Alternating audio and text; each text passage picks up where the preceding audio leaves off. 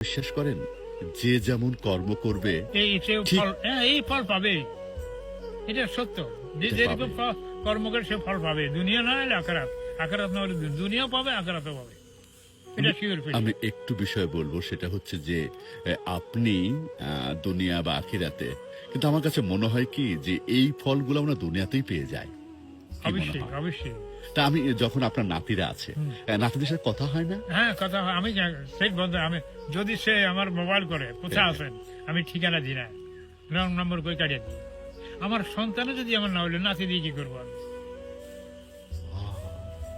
আপনি যদি আমার সন্তান, আমার যদি আপনি, তাহলে আমি আর নাতি দিয়ে কি করবো? সবার জন্য কিন্তু মায়া আছে, থাকলে কি হবে? এখন এখানে আমি বহু সুখে আছি, শান্তিতে আছি, রাজার হালে আছি, রাজার হালে আছি। আমি রান্না নিজেই করি। রাজা, হ্যাঁ, নিজেই রাজা নিজে এখানে। রান্না, আমি নিজে রান্না করি খাই, যখন যেটা মনে চায়। আমি কর্ম করি, আল্লাহ আমার কর্ম করার তৌফিক দিয়েছে, আমি চলতে পারি। এর থেকে বড় নিয়ামত আর কিছু নেই।